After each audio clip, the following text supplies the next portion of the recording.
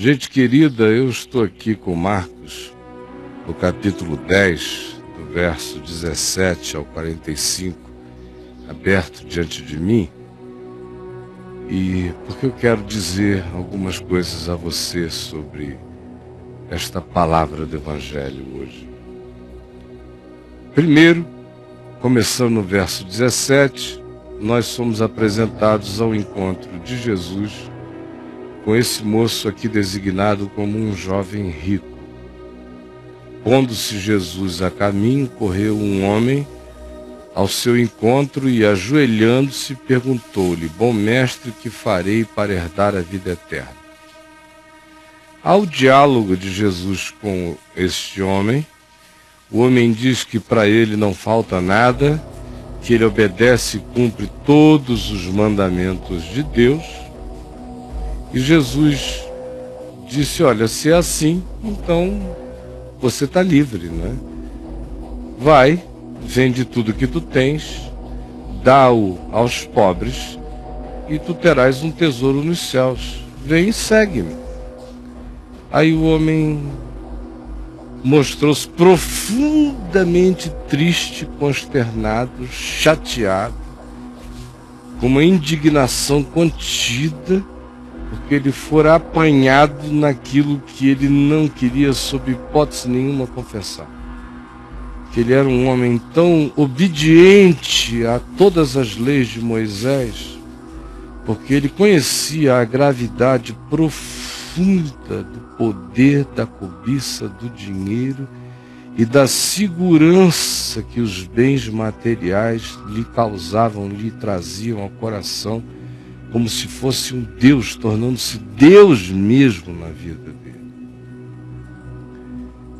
Essa é a indignação de ter sido descoberto no que ele não queria enxergar jamais para si mesmo, nem diante de ninguém.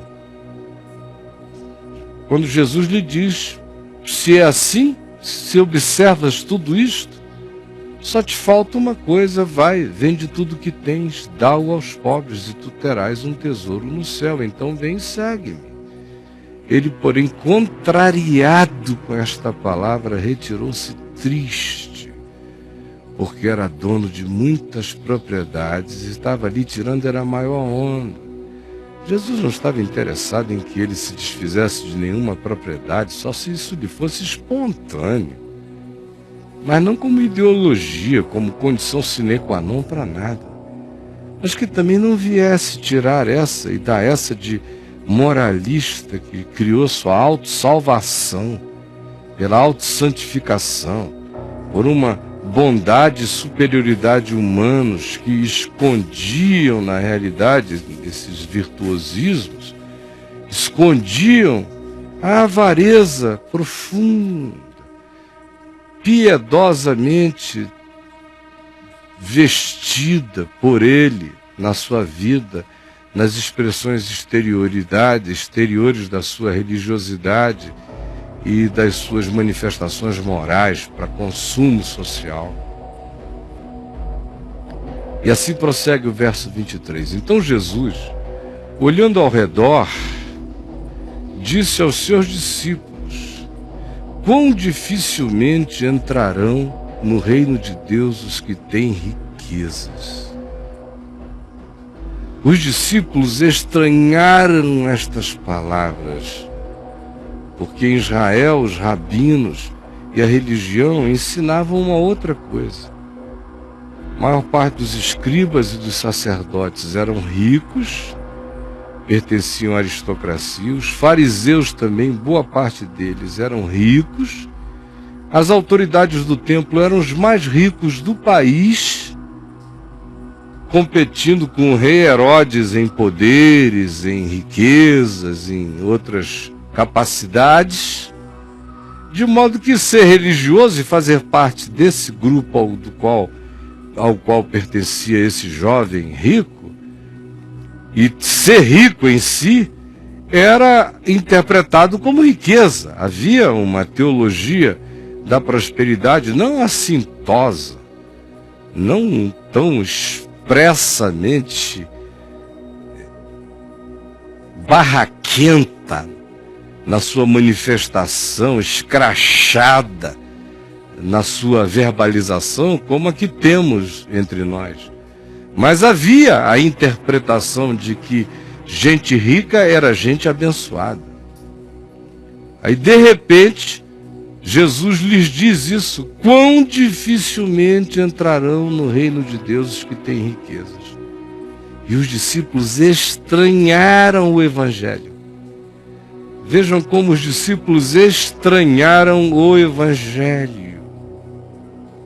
Quando se está andando com Jesus, mas a mente ainda está cheia de teologia dos fariseus, dos saduceus, da religião, leva um tempo para que você dê razão ao Evangelho, mesmo andando com Jesus.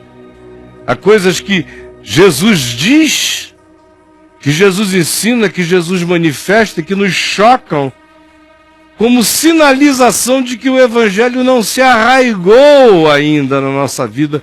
Ainda há outras categorias predominando naquelas zonas ou áreas de percepção do nosso ser. Por isso os discípulos estranharam tanto quanto estranham hoje.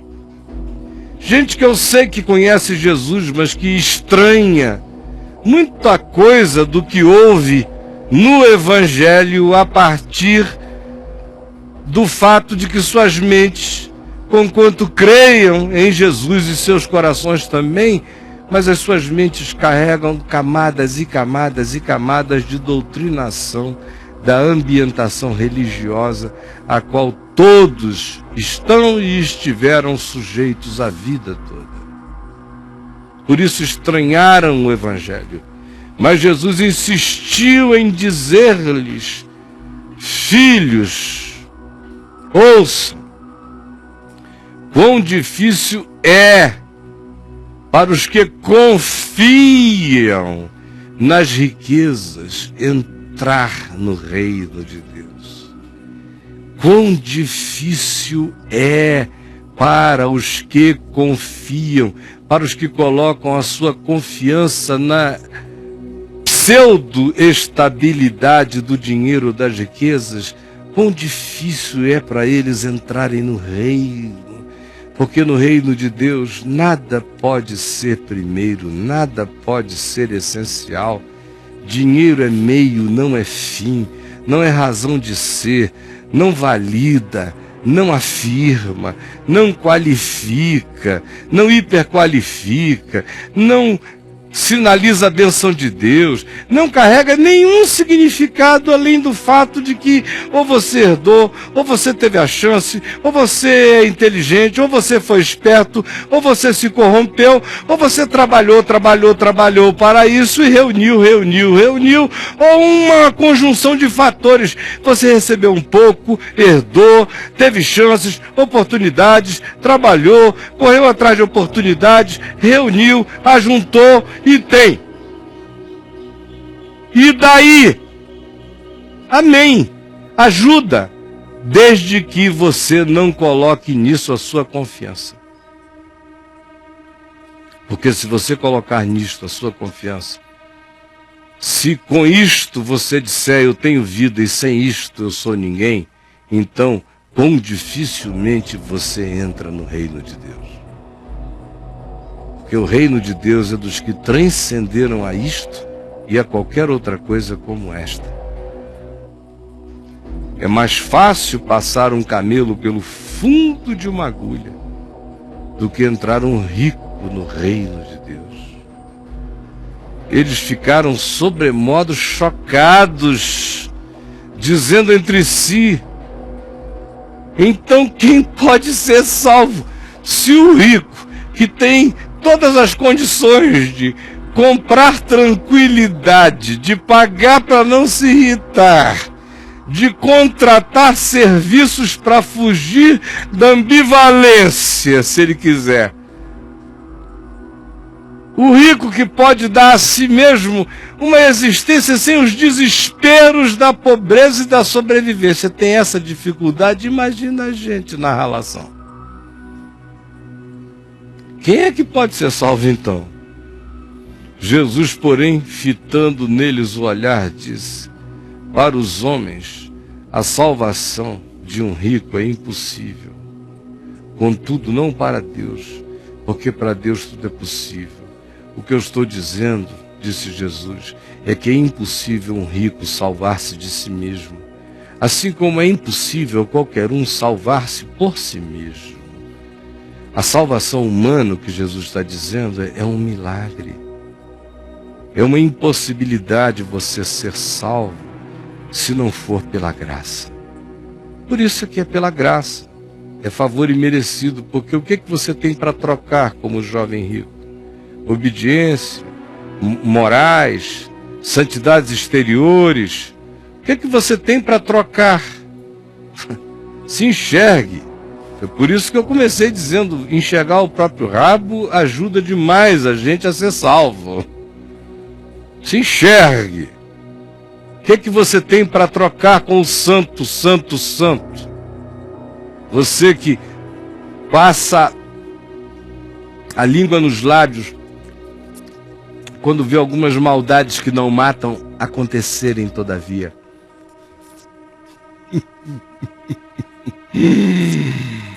Ai, você vai direto para o reino dos céus? Eu não vou.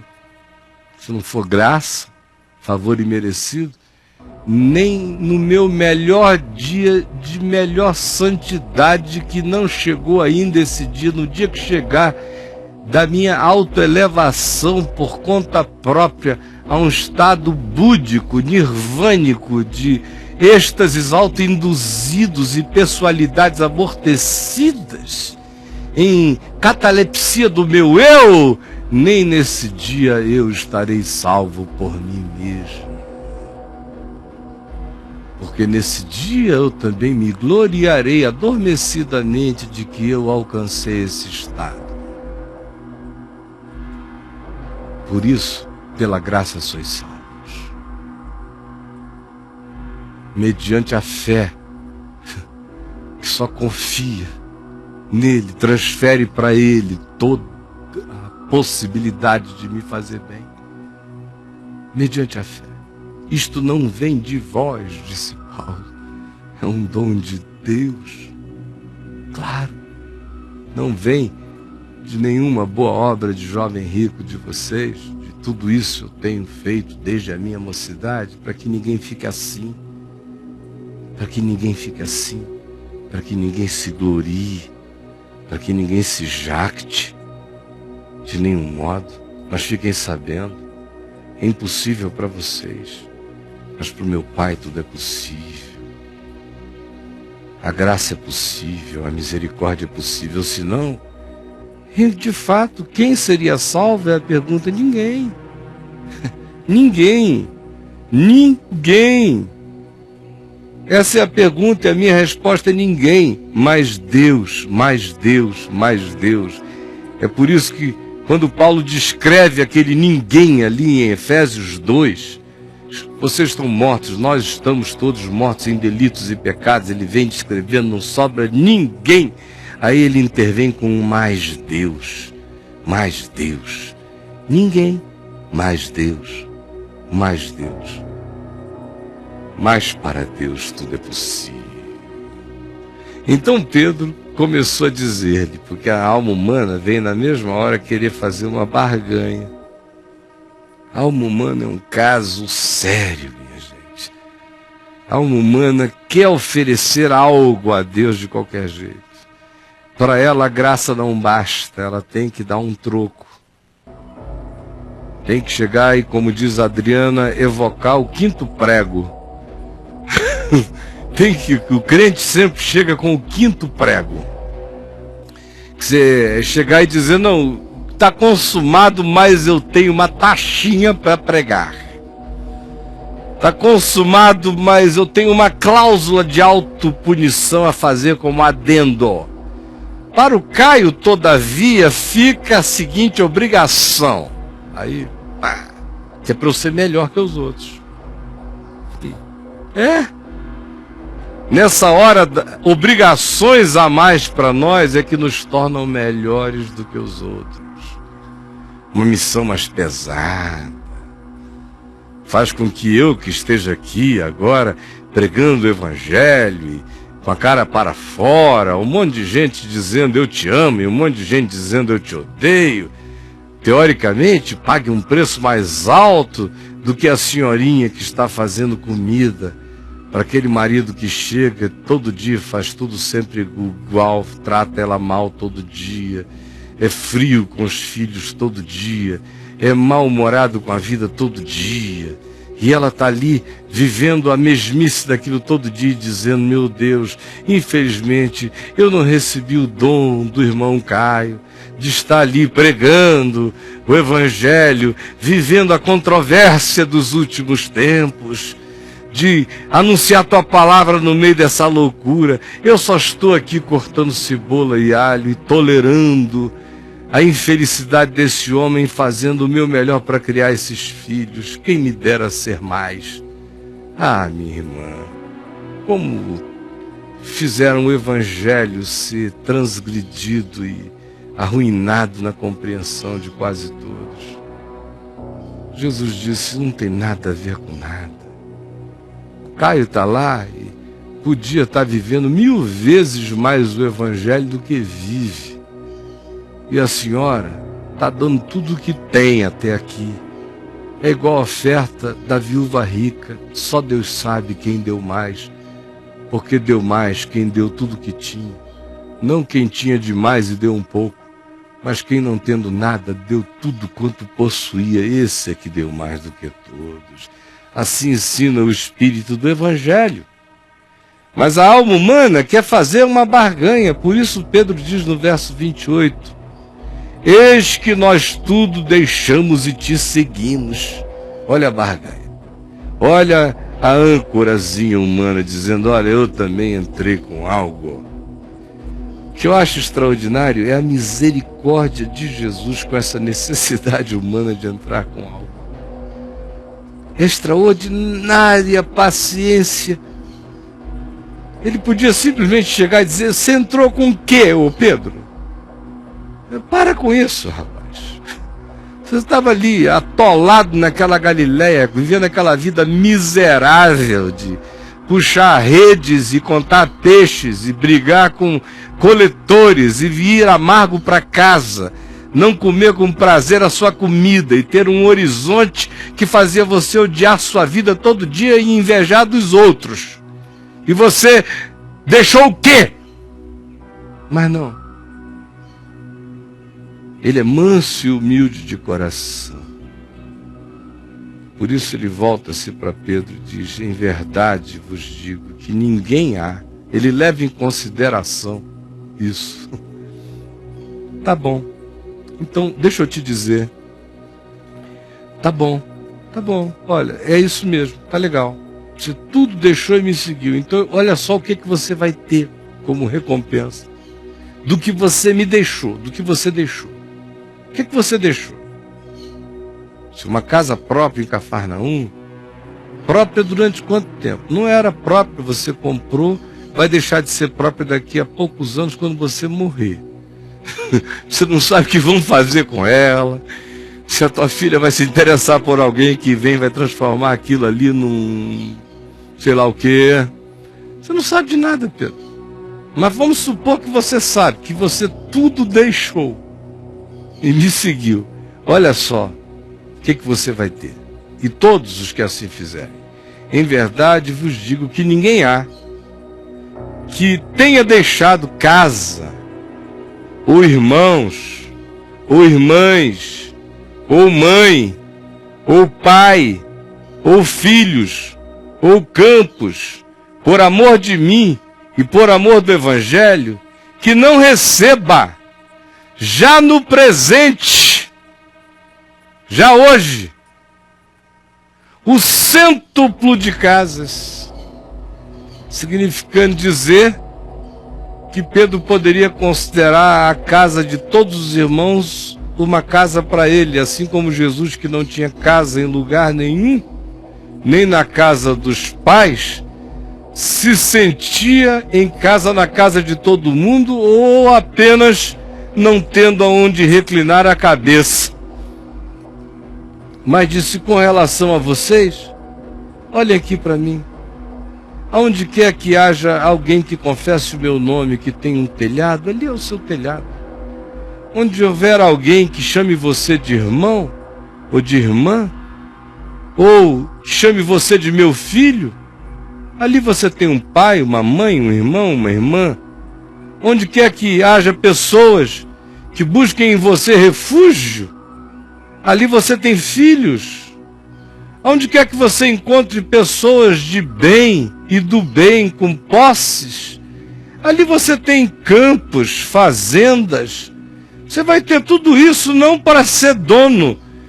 Você vai viajar essa diversidade.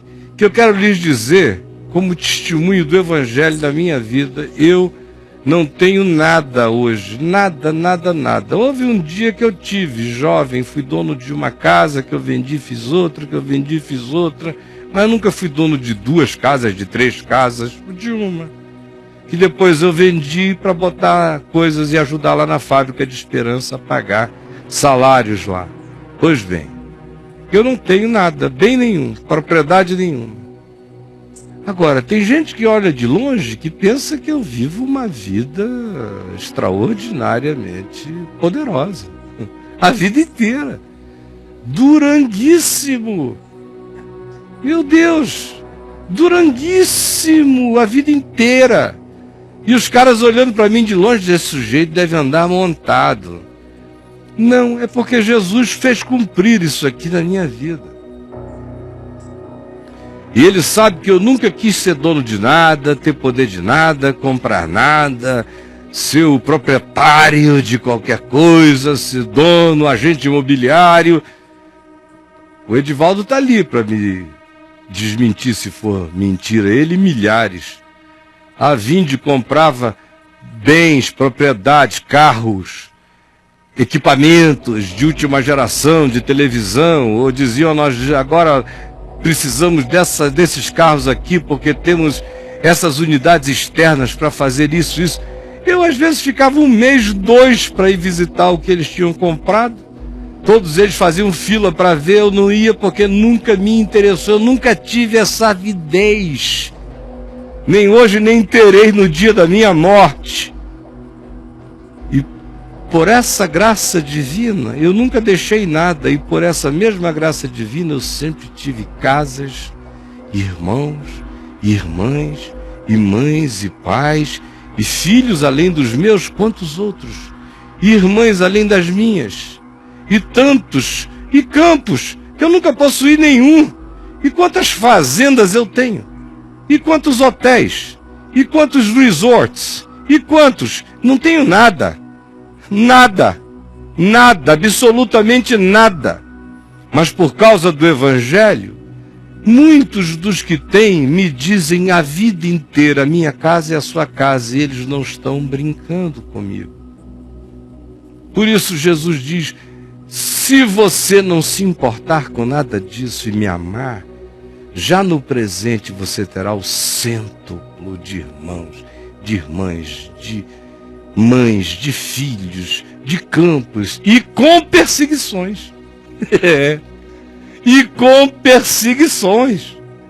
Isso tudo em meio ao perrengue, você está entendendo, Pedro? É a chance que você tem de voltar para casa. Vai ter essa variedade extraordinária com uma perseguição certa. Agora, uma coisa a mais eu tenho a lhe dizer: e no mundo por vir, quem quer que assim faça terá também a vida eterna. Porém, muitos primeiros, como vocês agora, Pedro, Tiago, João, serão últimos, e alguns dos últimos vão ser primeiros. Aí olhem só, estavam de caminho nessa sequência. Guardem essa sequência em casa, no coração. Estavam de caminho, subindo para Jerusalém. E Jesus ia diante dos seus discípulos, mas esse era o eco, essa era a história. Esse é o papo. O jovem rico perdeu. A riqueza não compra nada. Os ricos, por amarem o dinheiro e confiarem, estão numa situação mais complicada ainda. Todavia, Todos nós somos salvos apenas pela graça. Pode ser que uns se tornem menos disponíveis para serem alcançados pela mensagem do Evangelho, pela dureza de coração em relação ao seu apego aos materialismos e aos imediatismos do que outros. Mas nenhum de nós é coberto a não ser pela graça de Deus. Está na mente deles. Gera insegurança. Tamanha insegurança que Pedro quer ter um lugar onde bote a mão por ele. Que darei ao Senhor, então, por todos os seus benefícios para comigo. O que eu tenho para dar? Senhor, olha aqui, ó, eu deixei tudo para te seguir. Segura. Aí o Senhor misericordioso disse, sim, e aí? Nós deixamos tudo e te seguimos. Tem um pedido implícito. Tem uma proposta. Tem uma requisição embutida nessa afirmação. Tem e aí? Qual é? Há de haver algo mais, né? Hein? Esse negócio de eu não pegar mais minha mulher todo dia para ficar andando contigo com esses caras aqui, tem que ter recompensa, né? Aí ele começa a falar até igual o Lula nessa hora, né? Aí vai.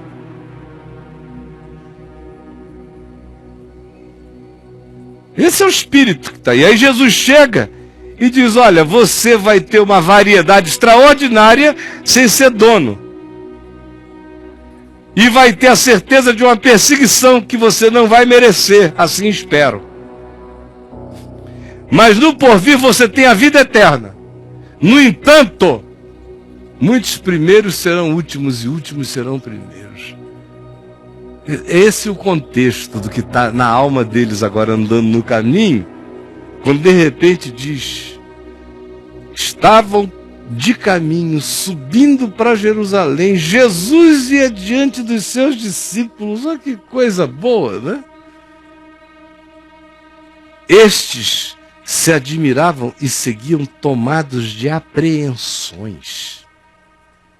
Você já tinha prestado atenção nisso, Tony? De que eles seguiam tomados de apreensões, é o que diz Marcos? Apreensões. Olha o que isso tudo que a gente está falando gera na alma de discípulos. Andando com Jesus. Mas olha a apreensão só porque mexeu na grana, mexeu no que tem valor, do que não tem valor. Deixou o homem na sua mais absoluta relatividade. Disse, não tem nada que você possa fazer que vai comprar coisa alguma para você. Não há nenhuma garantia que você consiga com as aquisições contemporâneas. E andar comigo não vai fazer você necessariamente rico. Se você ficar, vai ser algo que aconteceu por graça também divina, por alguma razão outra, mas não por um compromisso de Deus de fazer você se tornar rico. Todavia, você vai provar uma variedade imensa de amores, de relacionamentos, de acolhimentos. Você vai ser tratado como um anjo de Deus em muitos lugares, como nesses 40 anos eu tenho sido. Você chega ali, fica envergonhado de ser recebido daquele jeito a vida inteira. Nunca ninguém me chamou para sua casa para me tratar mal. Todos me honraram. Não foram dezenas nem centenas, são milhares e milhares de lares. E de pais e de mães, e de irmãos e de irmãs, e de filhos e de filhas, e de campos e de fazendas, e de carros, e de aviões, e de teco-tecos, e de jatos, e de helicópteros, e de navios, e de lanchas, e de botes, e de motores, e de canoas, e de casquinhos, e de caiaques, enquanto já fui e vou com perseguições. Muita perseguição. Sabendo que ninguém tem posição, e esse não é um caminho de posições marcadas.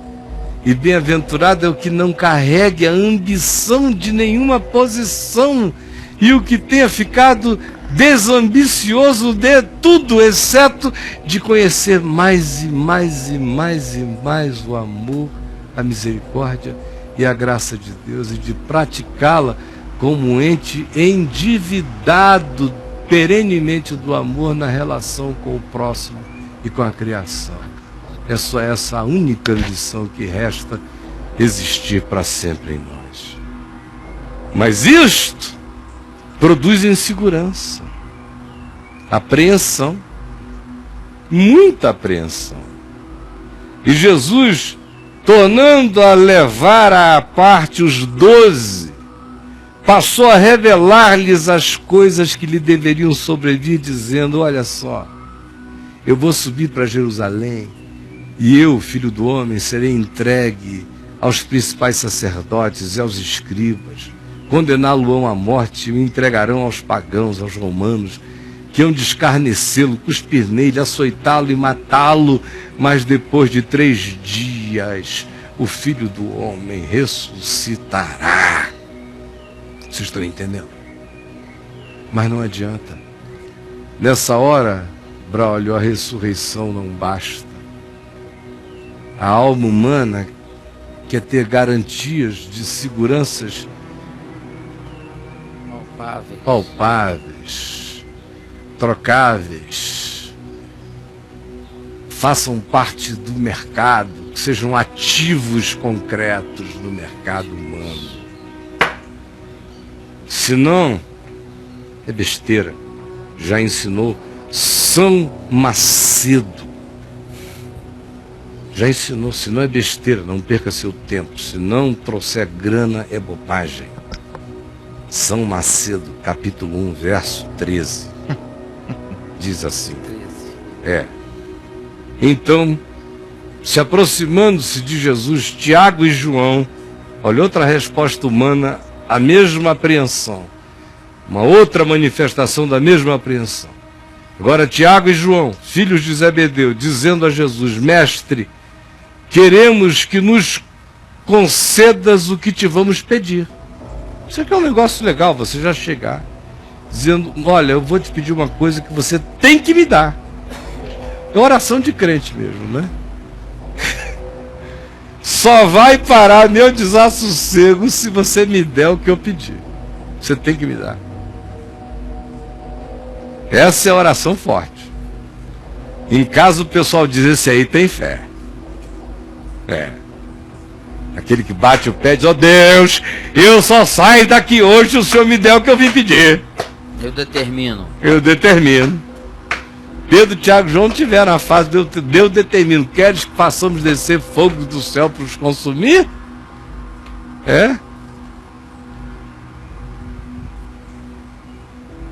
Que coisa. E ele, Jesus, lhes perguntou: que quereis que eu vos faça?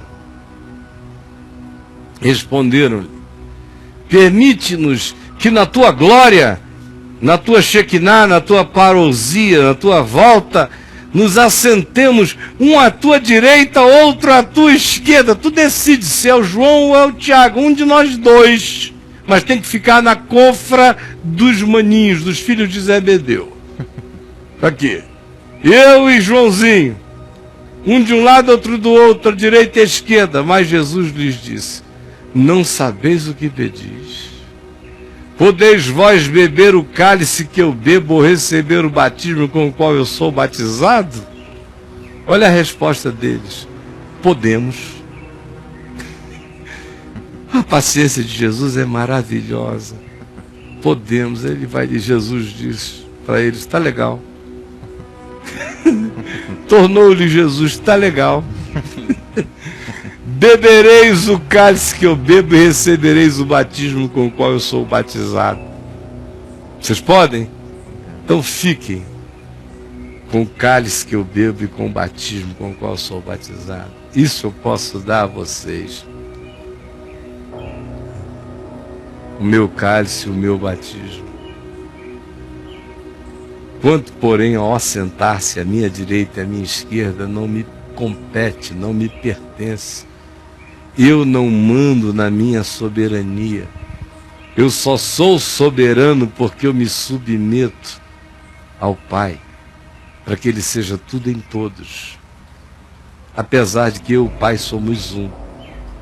Não tente entender para não enlouquecer, mas fique bem aí.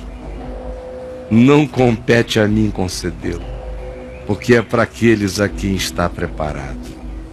Ouvindo isto, indignaram-se os 10 contra Tiago e João, e o pau cantou. Mas Jesus, chamando-os de novo para junto de si, vem para juntinho, chega aqui junto, gente, vocês só estão vendo as coisas assim porque vocês estão muito longe de mim. Cheguem bem para junto de mim e ouçam com o calor da minha voz, sentindo o cheiro do meu hálito. Sabeis que os que são considerados governadores dos povos têm-nos sob seu domínio, e sobre tais povos os seus maiorais exercem autoridade. É assim no mundo. Mas entre vós, meus discípulos, no meu reino, não é assim. Pelo contrário, quem quiser tornar-se grande entre vós, esse será o que vos sirva. E quem quiser ser o primeiro entre vós, será esse o servo de todos. Porque no meu reino, quem quer ser grande tem que ser o servo de tudo e de todos. Quem quer ser o primeiro tem que se colocar em último lugar na entrega em serviço à vida, sem direito algum. Pois o próprio Filho do Homem não veio para ser servido, para ser carregado, mas para servir e dar a sua vida como diácono da existência. Aqui, mas para servir, é a mesma palavra que caracteriza o diácono, para ser diácono da vida, diácono da salvação, resgatador de muitos, de todo aquele que trocara apreensão quanto ao Evangelho, trocar a apreensão pelo descanso, abandonar as seguranças das garantias humanas, não porque você saia do mundo, não, mas porque esses poderes saiam como poderes do seu coração, para que você seja senhor deles e não seja servo de tais valores, sentidos, poderes, meios que se tornaram fins e corromperam sua consciência e os significados de tudo na sua vida. Se você admitir que houve uma inversão, uma corrupção profunda de significados na sua vida, e que produz hoje todo tipo de insegurança, de apreensão em você, especialmente agora, quando há um choque entre a mensagem do cristianismo na sua cabeça e a mensagem do Evangelho, ou a mensagem da igreja que você frequentava, com as deturpações, invencionices e caprichos ungidos como moveres divinos, aos quais você teve que se submeter e submeteu-se, e que estão sendo todos eles confrontados pelo Evangelho, quando há um desmascaramento de pseudo-piedades e de pseudo-poderes espirituais, e uma afirmação dos significados singelos, segundo Jesus,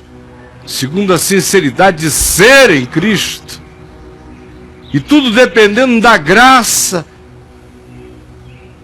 tudo sendo resultado de confiança e entrega nossa a esse amor que nos garante. Quando não há nada que eu possa fazer a não ser beber o cálice da salvação, porque eu mesmo não tenho nada a entregar, exceto aceitar o constrangimento do amor de Cristo e viver para Ele que por mim morreu e ressuscitou, com gratidão no meu coração. Mas isso é só uma reação grata da minha vida, não é uma barganha, já está feito e consumado. Ora, saber disso para muitos gera libertação, alívio, graça. Para outros, gera angústia. Questiona os seus anos e anos e anos de falsas seguranças, estribamento da vida, tanto no dinheiro, quanto na doutrina, quanto no moralismo, quanto na própria verdade construída pelo catecismo religioso. E aí, de súbito, tudo isso é relativizado e você fica cara a cara com Jesus. E Jesus, que é aquele a quem você ama, a quem você de certo modo vem buscando seguir, e a quem você tenta seguir hoje, você segue hoje com apreensões. Tomado de apreensões, admirado, perplexo, chocado. Muita gente que está chocada com o Evangelho e tomada de apreensões por causa do Evangelho. Essa é a minha pergunta a você hoje. Você está chocado com o Evangelho e tem seguido a Jesus tomado de apreensões pelo caminho? É a minha pergunta a você. Você está chocado com o Evangelho e tem seguido a Jesus cheio de apreensões pelo caminho? Por favor, me responda. Eu espero que você lote o chat, que você fale com a gente, que você abra seu coração em nome do Senhor Jesus.